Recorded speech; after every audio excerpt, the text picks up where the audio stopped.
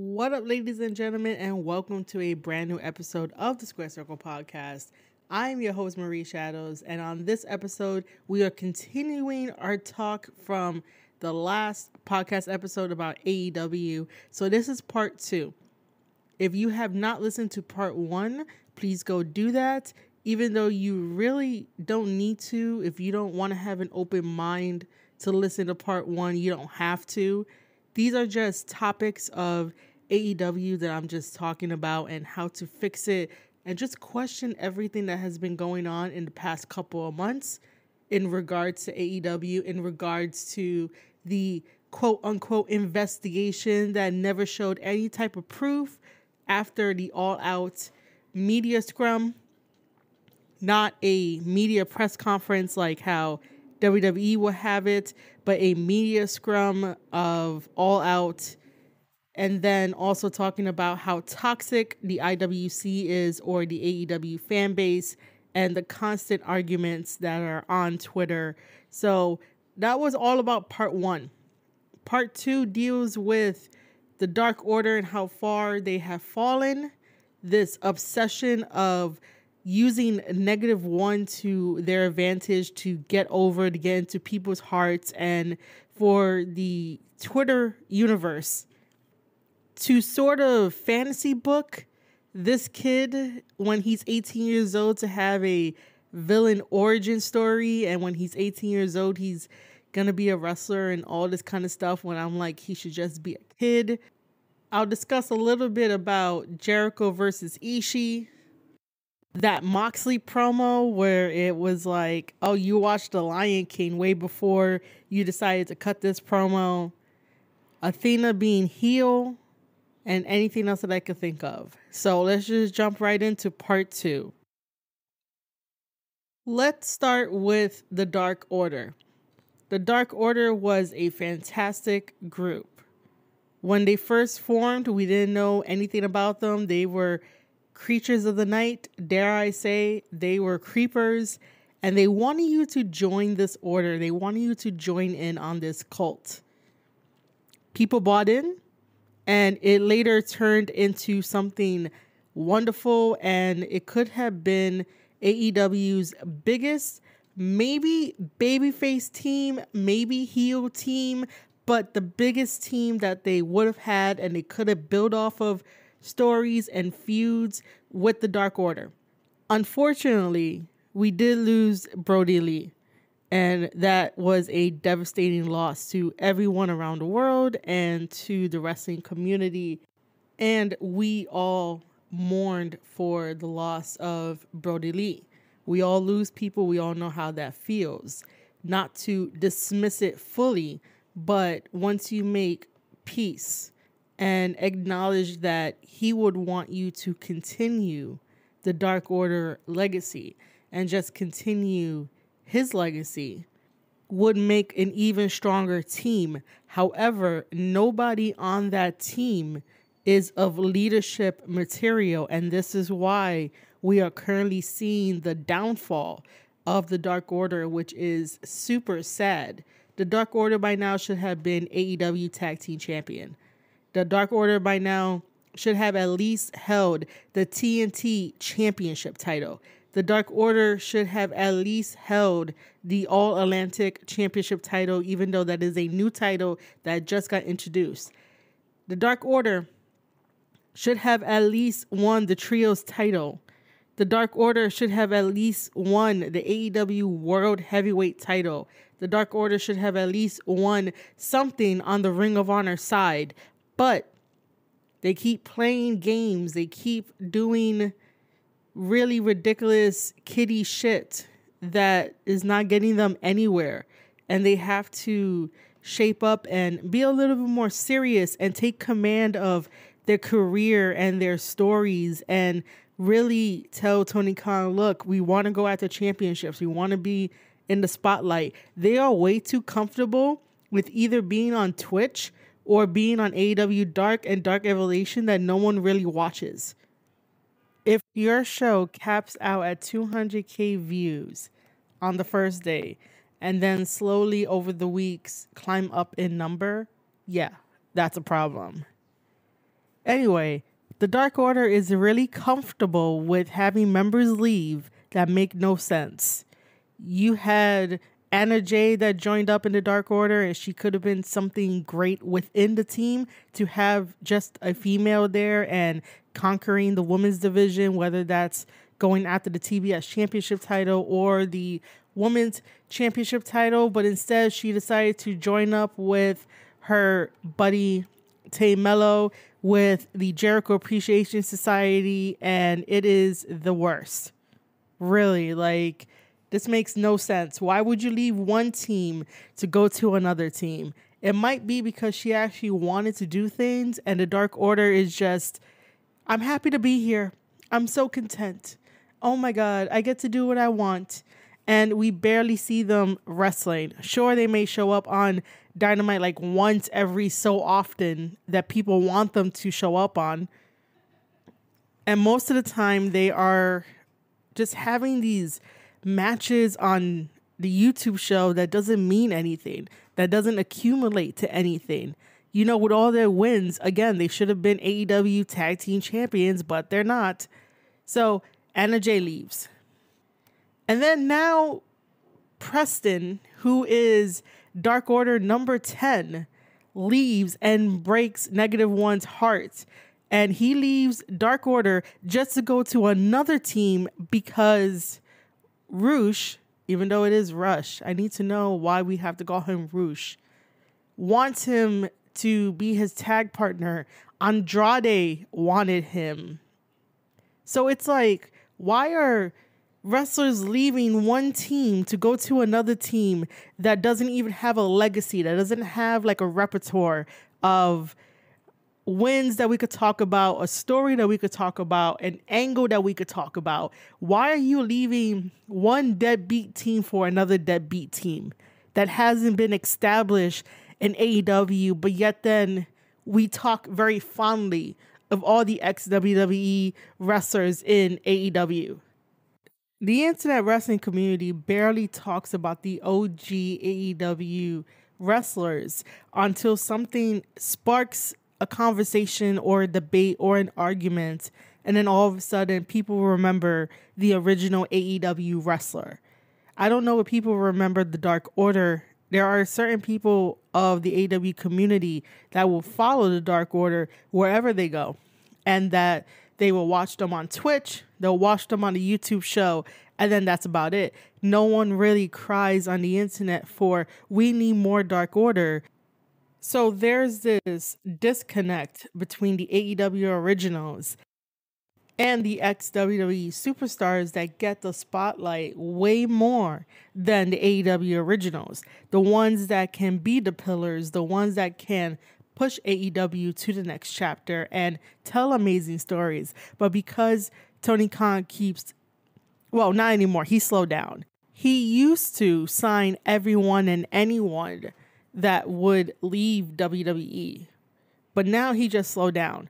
But back to the Dark Order. So they are in this weird state, and eventually it's going to be broken up, and Hangman Adam Page is not going to save them.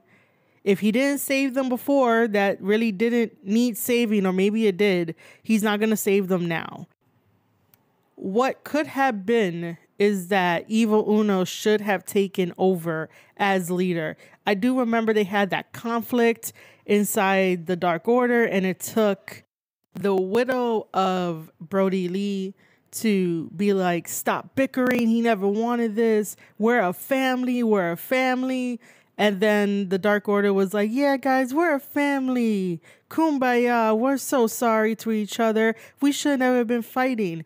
Sometimes you need internal conflict like that, and then to solve it, you have a series of matches to see strengths, weaknesses, stories, angles, you know, because somebody is always going to get upset at losing to someone else when they think that they're better than them. And then could have had a story of, after all that turmoil, they realize that they are stronger together than they are divided.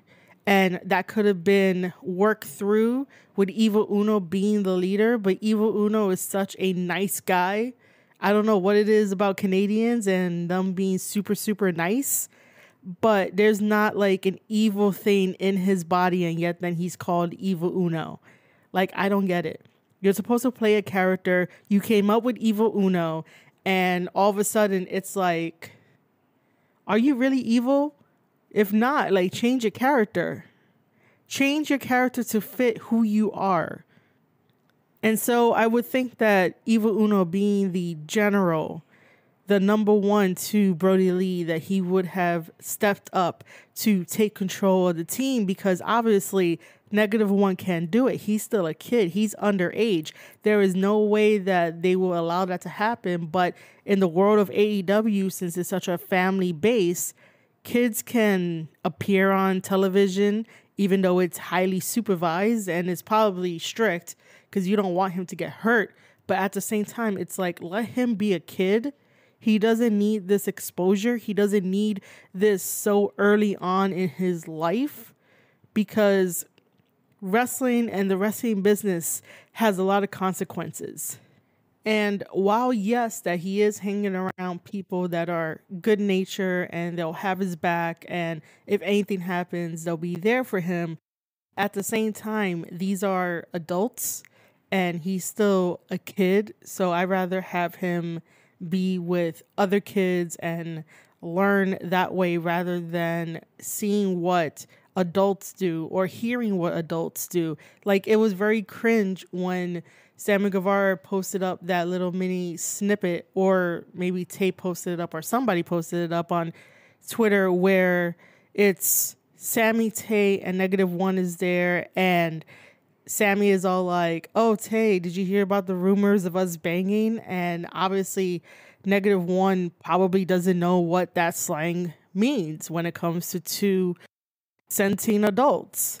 So that's something that shouldn't really be exposed to him so super early in his young life.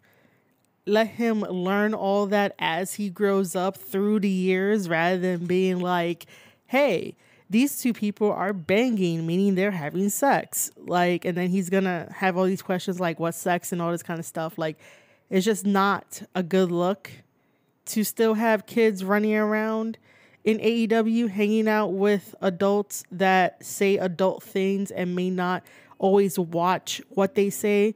That's why if like Cody Rhodes was there, it would be a lot more fun, you know, stuff like that. And of course, somebody might tell me that I don't know the kid personally and I don't know this personally. And I really don't. I'm going to be honest with you guys.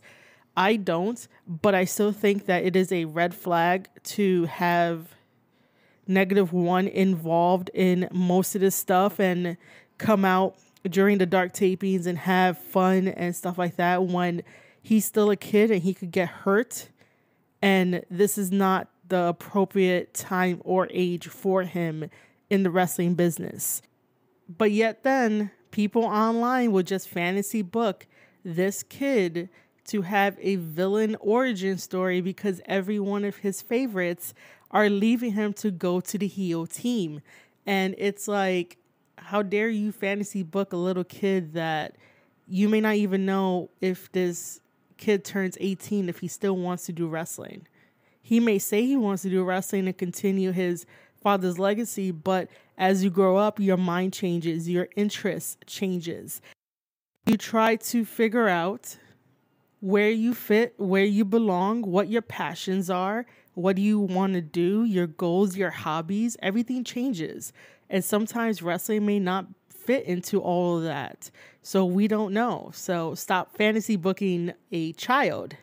It's the same way of how Izzy from Izzy Mania got popular and big and got pushed into the limelight of wrestling, and you have a bunch of creepy dudes in her DMs or a bunch of creepy dudes just replying to her and stuff like that. It's one of those things of being careful with creating child stars on the internet, because this isn't like back in the day in the 90s and the 2000s. It's 2022 where the internet is more accessible and anybody can do anything with pictures, video, anything. So I'm just saying that sometimes kids don't need to be exposed so much to wrestling, because again, the wrestling business has consequences. And even though a child will tell you that they are mature enough or they understand or they get it, no, they don't. Their brains are not fully developed yet. So, no. That's our defense mechanism when we don't want to hear anything or want to listen to the adult who's been through the experiences. So that's just a defense mechanism, just so you know. All right. Aside from that, let me talk a little bit about Jericho versus Ishii.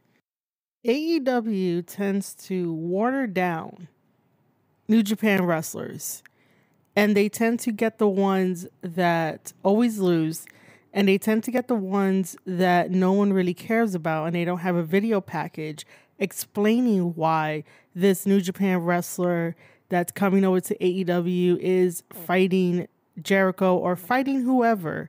You know, there's no video package, there's no hype, there's no interview. It's just like Tony Khan picks up the phone and is like, hey, Rocky, do you guys have anybody that we can use to boost up ratings?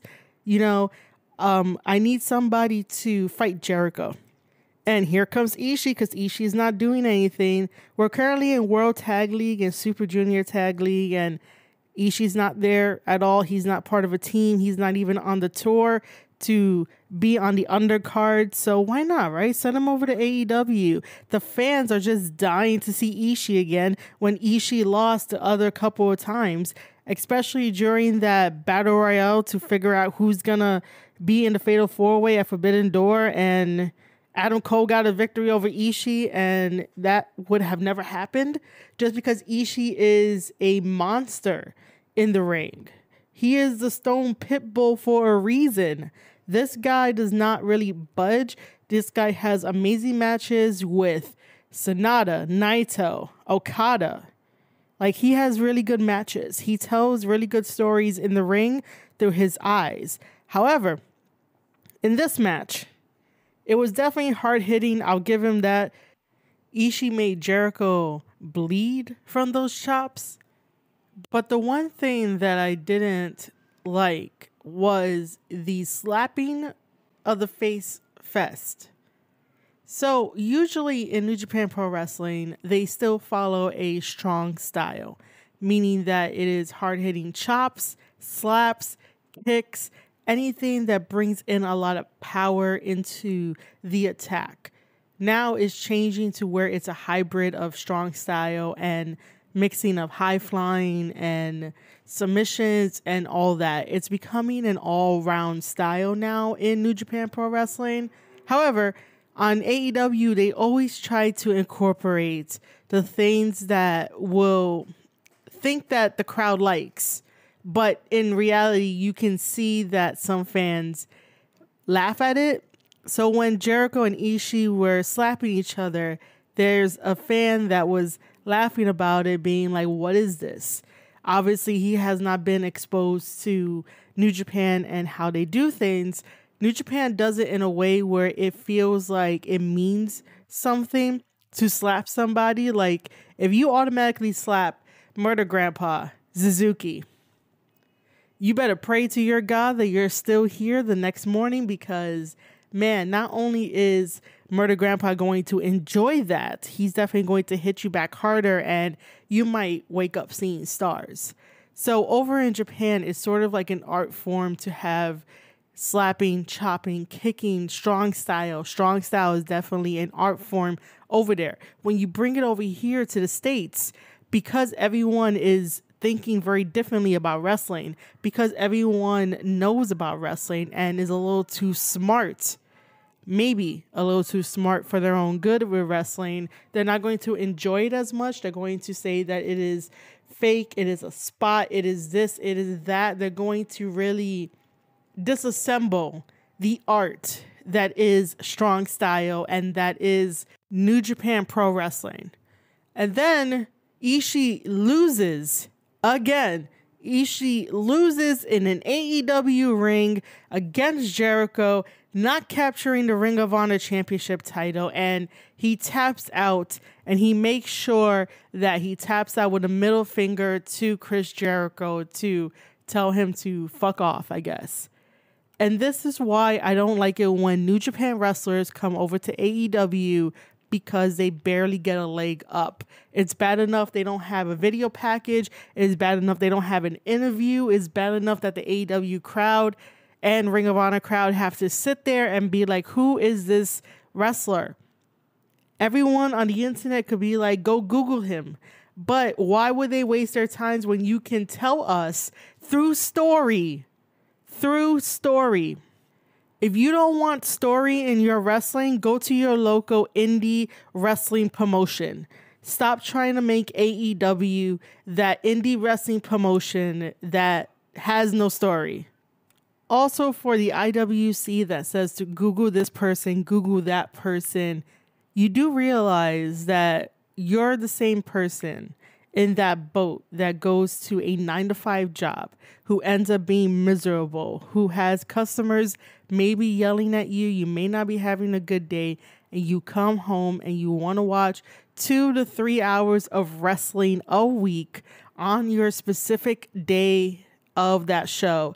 And why would you want to pick up your phone to Google this wrestler when you know you're going to get sidetracked, when you know you're going to get distracted and then have an argument on Twitter or Instagram or Reddit against another wrestling fan because you think that they are wrong?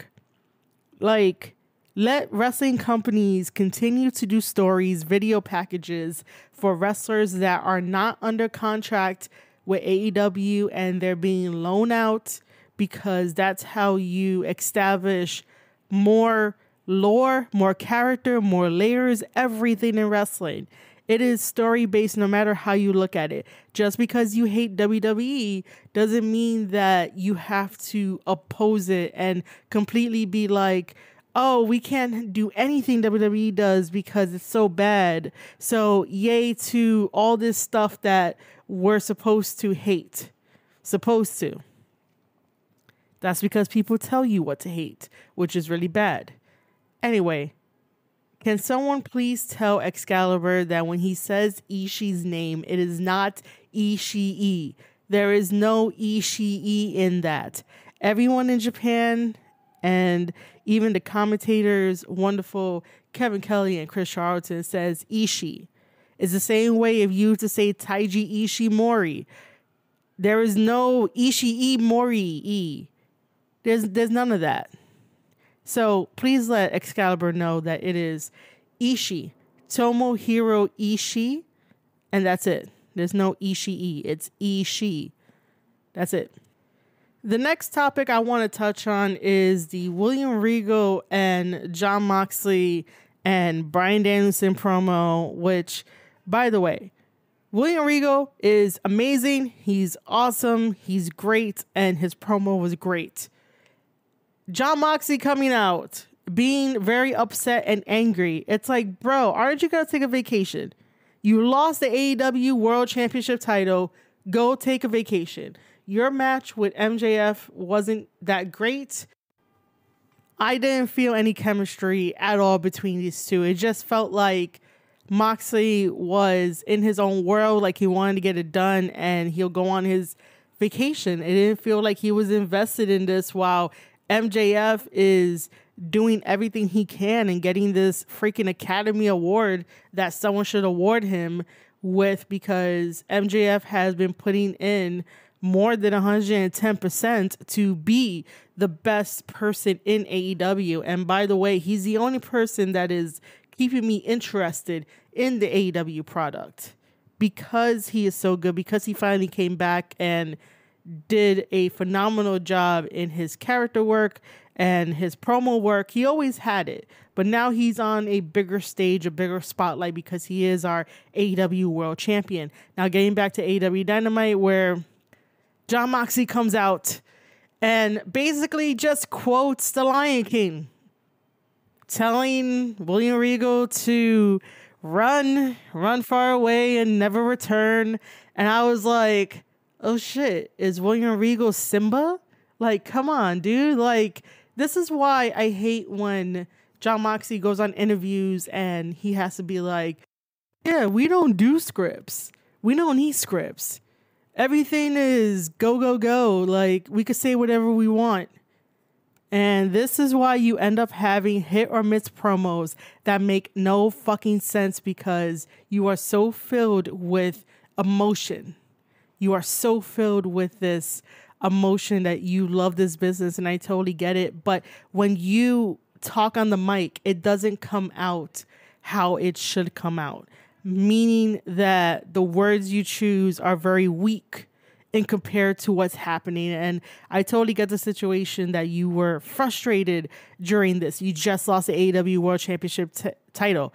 So that brings out a frustration, but at the same time, you should be at home, because this match should have been the blow-off match. There's no reason for you to come on AEW Dynamite and have a promo battle with William Regal to tell him to leave, and then Danielson comes in, and I'm going to be honest, I did not see or hear what Danielson had to say. I did see that he got on one knee, and he was maybe trying to be the voice of reason, but Danielson has become boring to me, and I'm just like, bro, just stop.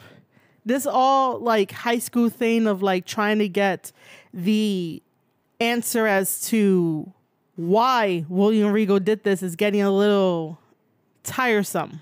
It drags.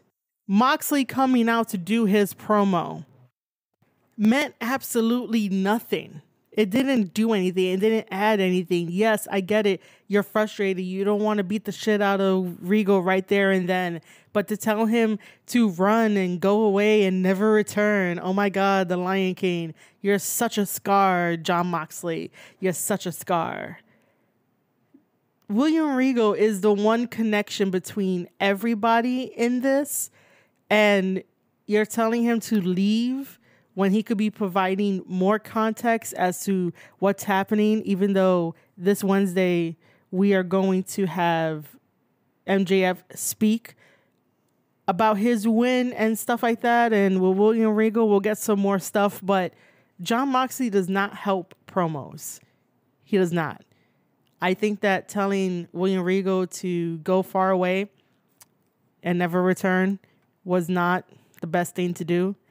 Like, I get it, but it should have been thought about a little bit differently. And this is why sometimes you do need scripts. And I think that Jon Moxley needs a script, or at least bullet points, that he can't just shoot from the hip and be like, yeah, it's a promo. It's a passionate promo. Like, you say the same things almost every time. That doesn't move your story, your arc, your character. It doesn't do any of that. You guys already know how I feel about Jon Moxley. It's just that I wish that Moxley will understand that to be a wrestler, it's not just about brawling. It's not about fighting everywhere. It's not about just fighting everyone. Because if there is no story, if there is no interconnection and like woven pieces together for your story, then what's the point? You're just wasting everyone's time. Yes, they are going to be good matches, bad matches, decent matches, but no one talks about them. No one has a write-up of these are the best matches you got to check out from Jon Moxley. No one has a write-up of, hey, do you remember 6 months ago he faced so-and-so?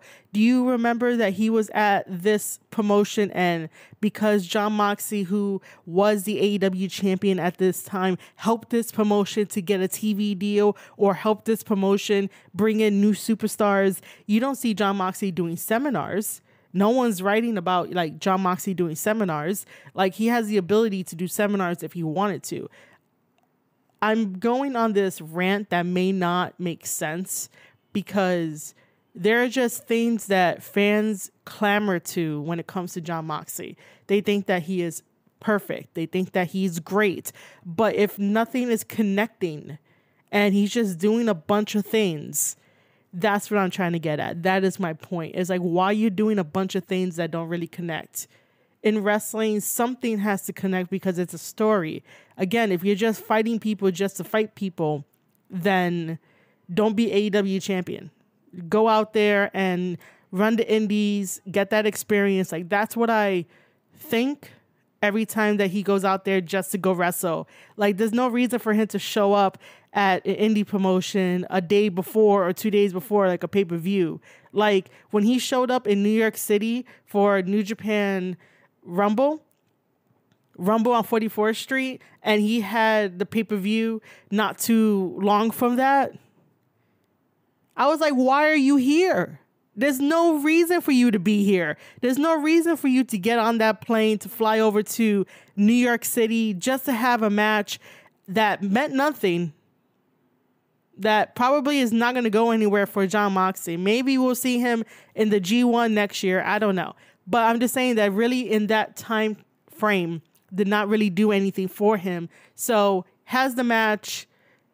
The New York City team closes out the event, and then Jon Moxley is over at the pay-per-view of AEW like that same weekend. And again, it's like, you have a pay-per-view. What happens if you would have got injured? What happens if your flight would have been delayed and you couldn't make it to the event? What are you going to do? There's a time to book yourself like a madman when you need to, versus making sure that you are the champion, the face of the company, and you are 100% to go because you know that you're booked for their pay-per-view, because you are the main attraction, you are the star, and you are the moneymaker that people are buying the ticket to go see. So those are the little things that kind of bother me. His mindset. I totally get it that he's passionate about this and he wants to be everywhere, but you can't be everywhere. You can't. Jon Moxley makes it look effortless, but in reality, like, you really can't be everywhere. So again, if my rant on Jon Moxley doesn't make sense, it's because I'm trying to look at the bigger picture of everything aside from wrestling, because he still needs to work on his promos. I'm just saying, he needs to work on his promos and actually be interested in what he's doing, because it just feels like he's going through the motions. And can someone please convince him to take a vacation? Thank you. One last thing. It is one thing to build the AEW brand by doing all of that, by doing your own little circuit, but it does not benefit at all. There has been like no changes at all. It just feels like it's the same thing, nothing different. So that's why you have to pick and choose what's best for your business to grow, and how much do you send these wrestlers out to the indies to promote your business, to try to get their fans to watch your show and stuff like that. Like, pick and choose. You don't have to like run the circuit and then run yourself ragged and then not be interested in a title match, you know? So again, tell Jon Moxley to take a vacation. On Dynamite this coming Wednesday, you guys might hear this episode after the fact, but I do not like that we are getting a singles match of Daniel Bryan versus Dax from FTR. I am not a fan of when tag teams end up having singles matches if it's not directly linked to a tag team story. So if it was FTR versus Claudio Castagnoli and Danielson, and they were doing this story over a couple of months, and then they decided to be like, all right, we have bested each other every single time we were in tag team matches. Now I challenge you to a singles match, and therefore that singles match would make sense. I just don't get why we have a random match. It really does look like a random match on paper, on a graphic. It looks like a random match. There's probably some little mini story behind it, and if someone could tell me what it is, that'd be great. But other than that, I feel like for as many times as Dax has been having singles matches, I feel really bad for Cash, because I'm like, Cash is a little bit better, in my opinion. But then again, it's like, that leads me to speculate that FTR is eventually going to break up, that we're not going to have the team anymore, and so forth. Like I mentioned before in one of my other podcast episodes, that by having these singles matches, I'm just like, they're going to eventually break up. And I use the term eventually, so it could happen in the future. near future. It can happen right after them dropping the damn New Japan Pro Wrestling IWGP Tag Team Championships at Wrestle Kingdom. They should be in World Tag League. This is what I don't like. Tony Khan could pick up the phone and be like, hey, Rocky, I need some New Japan guys. But he can't pick up the phone to be like, hey, New Japan, we have your belts. Can I send over FTR for that tour? Because obviously they're not really doing anything with them. We have a singles match. They just had a tag match. Oh, well. But what is that really doing? Is that really doing anything justice for the New Japan tag team titles? No. Is that doing any justice for the Ring of Honor tag team titles? No. Nobody has been challenging them for these titles that they hold. But yet then everybody wants to come after Jericho. And Jericho wants to be the savior of Ring of Honor and the Ring of Honor World Championship title.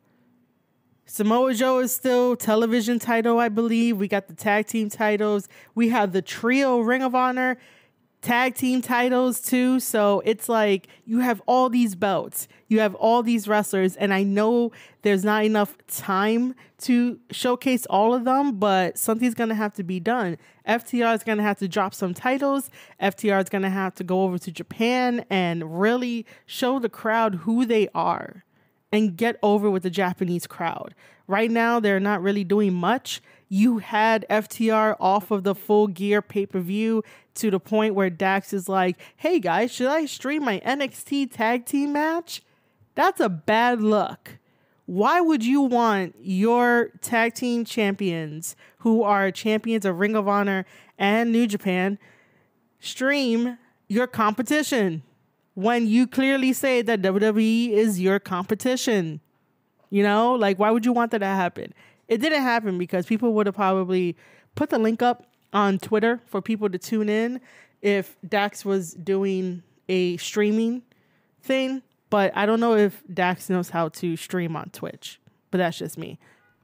Regardless, the thing is that I don't like when a tag team has a singles wrestling match for the sake of having a wrestling match and people are like, oh my God, I'm excited for this. Are you really? Are you really excited for this? What is so exciting about this what is it going to do? What story are we going to tell? How are we going to continue this next week? Because this is going to happen and then nothing is probably going to be on Rampage. And then next week, AEW Dynamite is going to happen to continue this story or whatever this is going to be.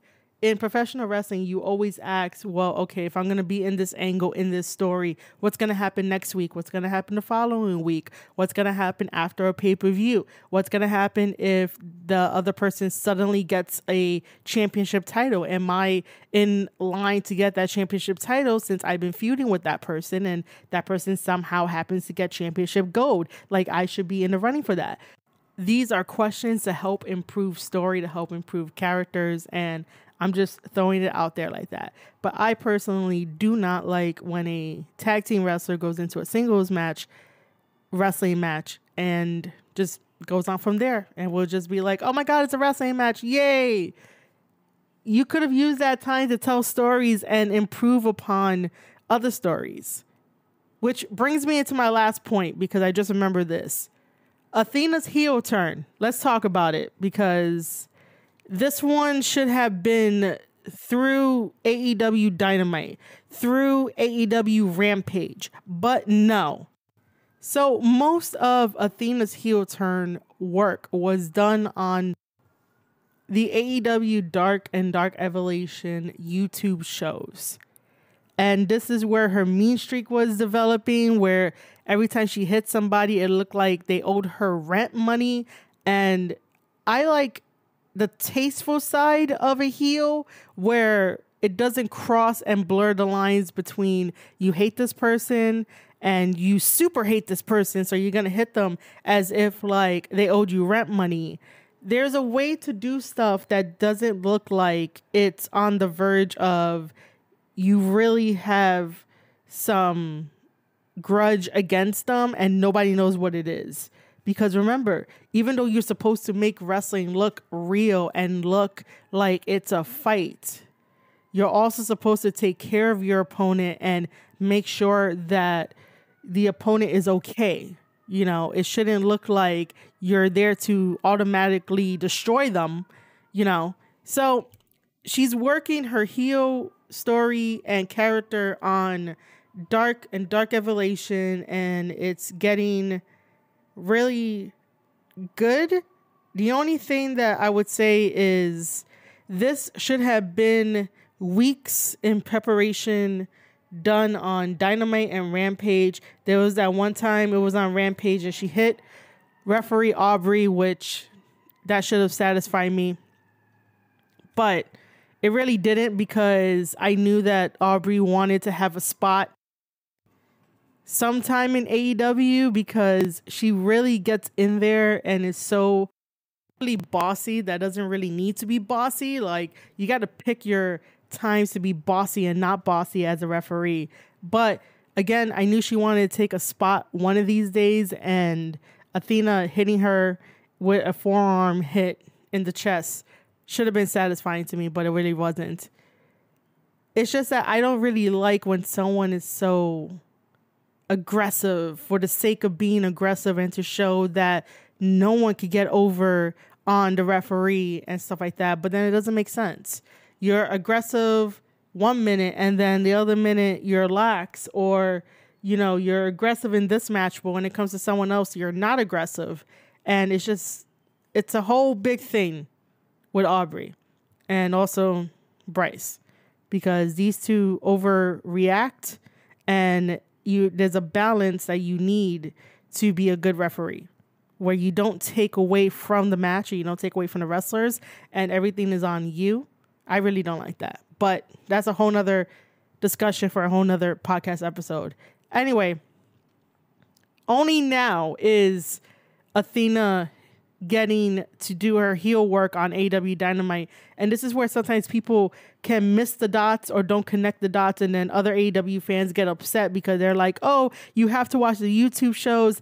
And it's like, that kind of character work should not be on the YouTube shows, because you want to teach the other women in the roster to be like, this is how you do character work. This is how you work in front of the camera, in front of the eyes of the audience that watches you at home after a 9-to-5 job.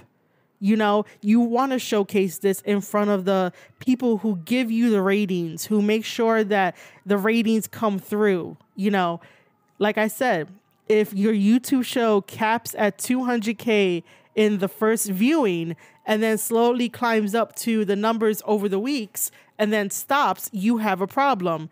But because we are doing ratings in a everyday setting, then, you know, you have to work the ratings. You shouldn't be working the YouTube views, because nobody can really tell if the YouTube views are genuine, because YouTube views can get bought.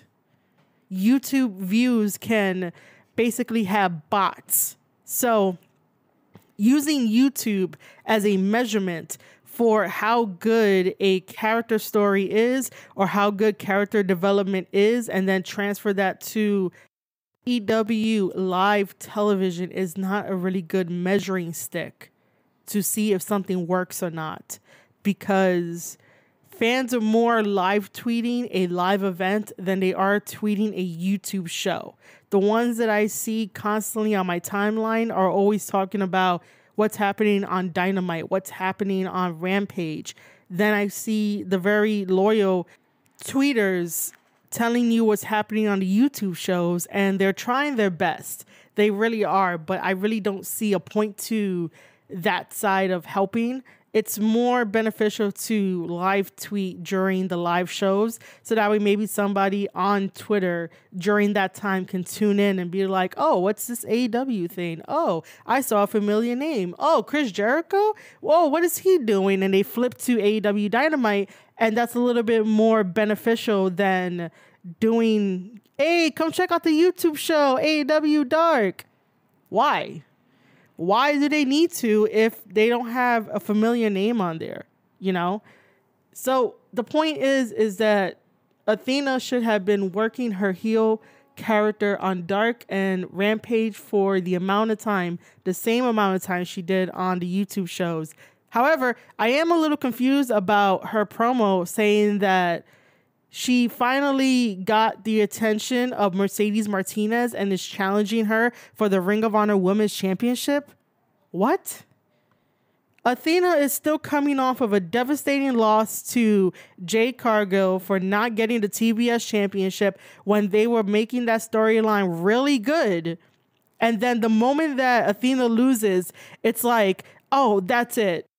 Athena went to Dark and somehow developed this heel mean streak. And I don't know if there's any other explanation, if it's because that she lost to Jade. Well, if that is the case, if that is the story, which I don't think it is, then all this anger should be redirected towards Jade. Why are you going after a Ring of Honor Women's Championship title that has not been shown in months, that has not been talked about in months, just for the simple fact that the fans going, oh yeah, we do have a ROH Women's Championship? Why? How? Why do I have a lot of questions? Our focus has always been on the TBS Championship title and the AEW Women's Championship title. And now you're trying to fit in time for the Ring of Honor Women's Championship title, which should have been there from the beginning in a way. Not the beginning, but been there throughout the whole entire time, right? So it would have made sense for Athena to be, Mercedes, I finally got your attention. This is what I mean when it comes to storytelling. Just because there are 4 different women programs on AEW Dynamite, I think there's like 4. There might be more. But the point is, because there are a certain number of programs on a wrestling show, that does not mean that there is storylines on there. A program is a program. A storyline is a storyline. A program is, you know, that we're getting Athena versus Mercedes. Bam, that's a program. Do you know the story? No, because I don't know the story and I can't tell you other than Athena has been going on this mean streak and beating up people, and that has finally caught the attention of Mercedes Martinez, that has not been mentioned in months and hasn't been seen in months, but somehow because you're beating up people, it's going to call her out. I don't get it. When we talk about story, it's about creating a foundation, a conflict, and a chase.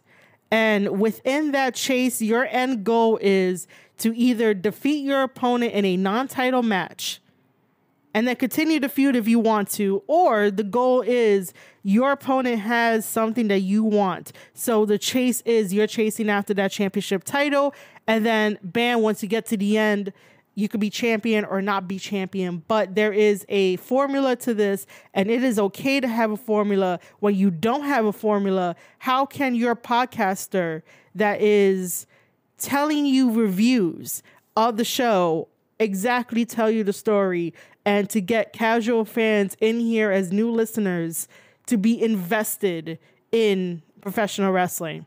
If a podcaster can't tell you the stories that are happening, actual stories, not a program, then, you know, how can you really invest in watching wrestling? The same way that we had Saraya versus Britt not too long ago, and they had that promo battle, and Britt had a sort of babyface kind of promo where Britt put over Saraya, and it's like, no, you have to keep babyface and heel in that dynamic, because Saraya is coming out of sort of retirement, and Saraya is coming out of being known for being a WWE women's wrestler, coming into AEW and thinking it is her house. So I don't know why AEW loves to flop around heels and baby faces when they don't need to. And then to hear that Jon Moxley helped with the promos, that's why I was like, it sucked. Like, no, keep the tradition of heels and baby faces. And if you need to go off script where you don't need heels and baby faces, those are the extreme exceptions. And I think the extreme exception goes for MJF. That's like his. But getting back to Saraya and Britt with their promo battles, there was a clear story. There was a simple story. And then once the match was over, that was it. It was done. And I think that could have been drawn out a little bit more. You know, it could have been a little bit more fun, because for some reason I am not satisfied with just having Saraya win against Britt. Britt is too much of a household name and a very powerful household name to just lose to Saraya coming in. So that should mentally fuck with Britt's mind. And I really think that they should have continued or some way, or Saraya like gloats about winning against Britt and then they continue to have their story. It just feels like AEW stories last about 2 weeks tops. The only really running story, if there is a story, is between the Elite and Death Triangle. But then again, I don't even know what story that is. So let me wrap this up. This is just me talking about the AEW topics. Part 1 dealt with the Elite and everything I had to say about that. Kenny Omega's comments in that Sports Illustrated interview. I go in depth to his comments and then make my own comments.